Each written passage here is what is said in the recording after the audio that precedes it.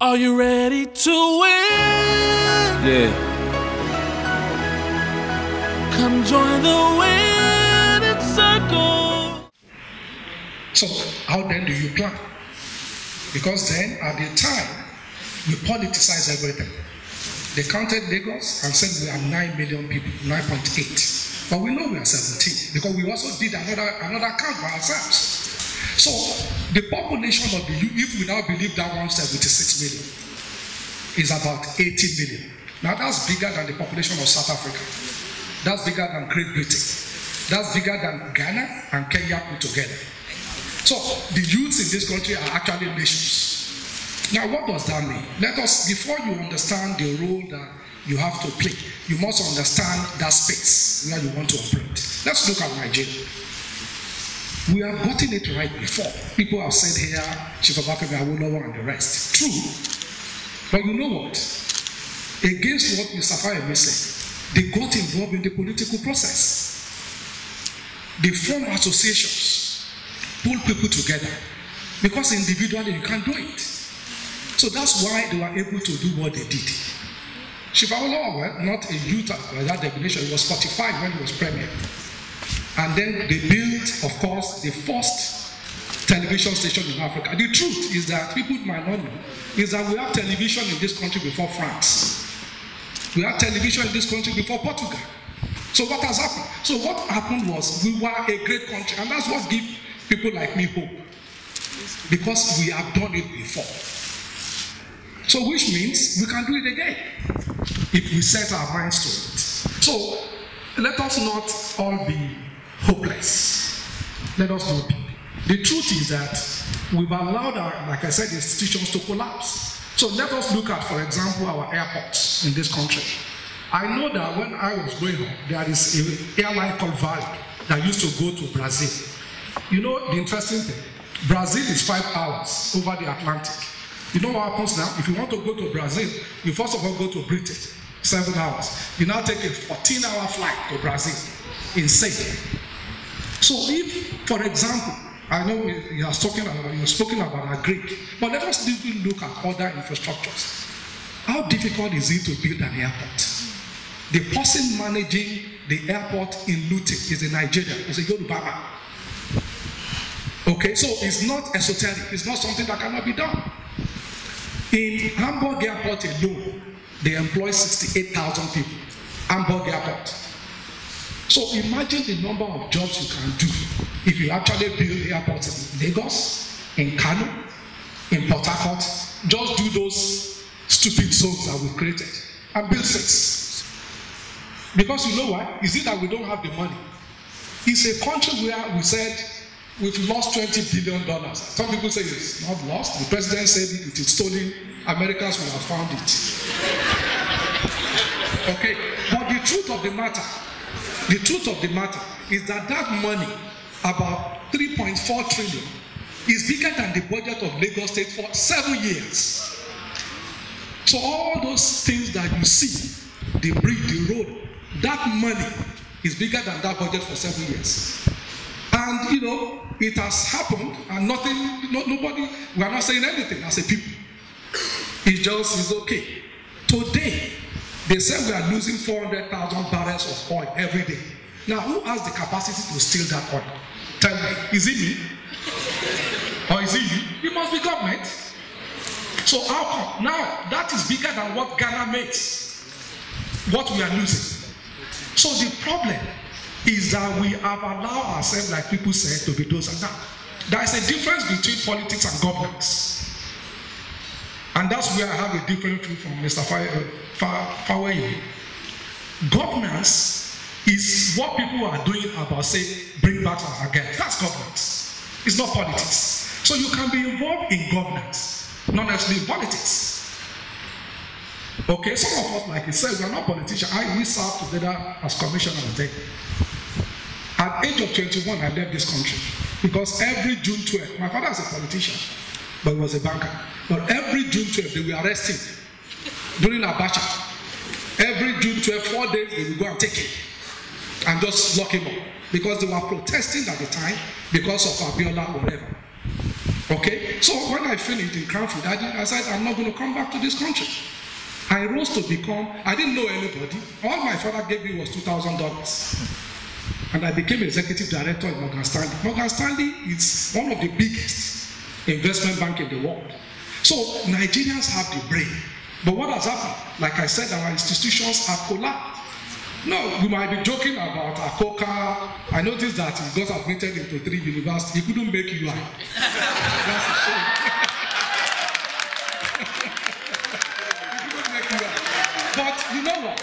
If you made a first class in University of Ibadan, Ife, LAG and the rest, you can do a PhD without doing masters in England as far back.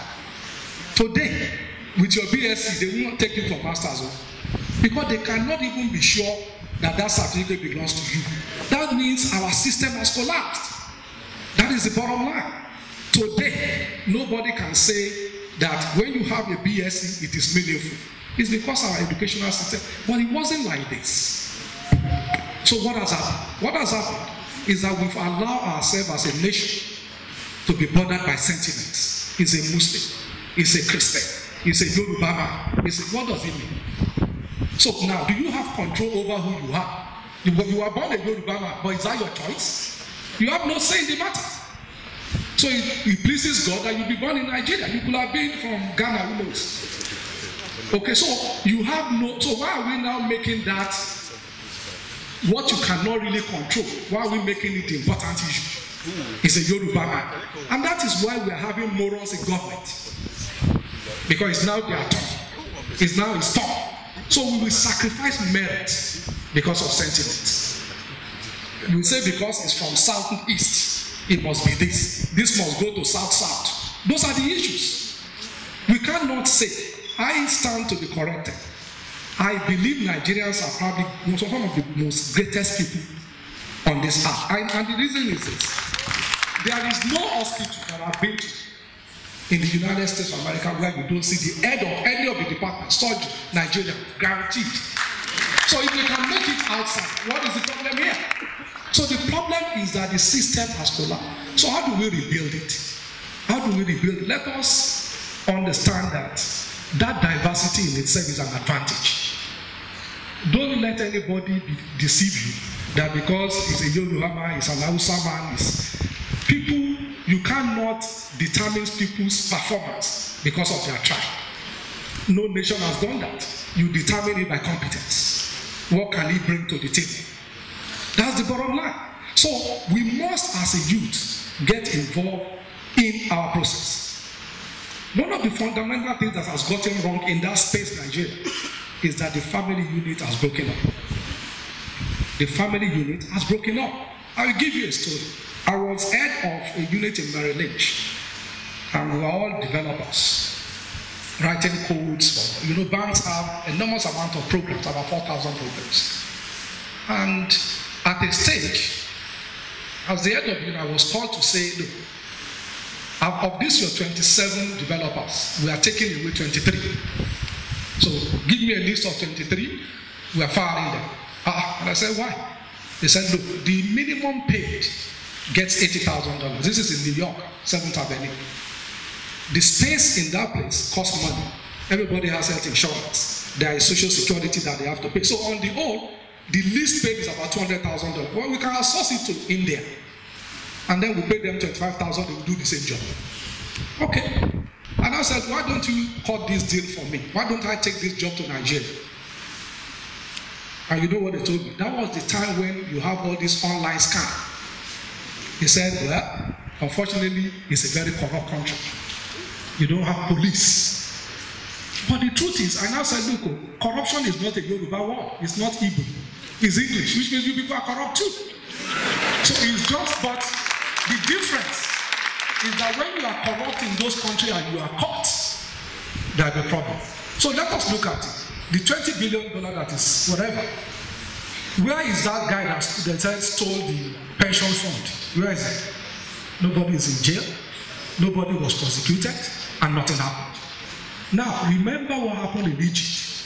The life expectancy in Egypt is 78. Life expectancy. Life expectancy in Nigeria, they said male. They said we are 48. So this man is he's a dinosaur now. But they say female 50. But seriously, we have a nation like Egypt. I've been to Cairo, and you drive on Cairo street. The roads are not great, but there's no potholes. They are not fantastic, but you can still drive with your eyes closed, you can sleep because there's no potholes. So, but that's a nation where people went out and fight. They say, no, things must change. So the reality is, as youth, how do we get involved? You must educate yourself. And I don't mean in classes or whatever. The truth is today, I don't know what they can teach in the university for a BSc that is not on the internet today. I don't know what it is. So, which means the capacity to go beyond your degree is out there. Don't limit yourself. Like the Americans said, they said, a mind is a terrible thing to waste. Don't allow your mind to be wasted. So educate yourself. And how do you educate yourself? If you want to get involved, it's not that you should join a party. Fine. But you at least understand the budget of your state. How many people here, for example, even knows the website of Lagos State Government? So it's difficult to criticize something you don't know. It's very difficult. You must get involved so that people understand that we are watching. You are watching.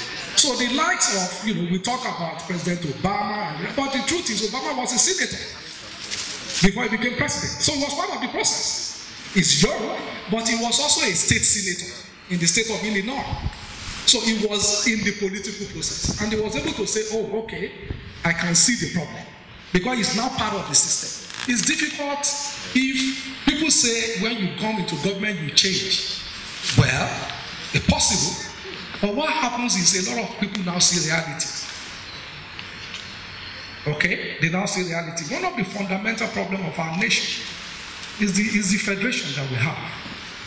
Is the federation. For example, when they distribute our resources, NNPC today, nobody knows how much money they bring in. Nobody. And there is nothing. So, and that is how we get resources into our country. And nobody, if you ask a senator today, they will say, it's this. If you have NNPC, they will say, because we need to transfer something here, it's this. Nobody knows. So now, how do you manage something that you don't even know? If you don't know, if you can't predict it, you can't manage it. It's simple.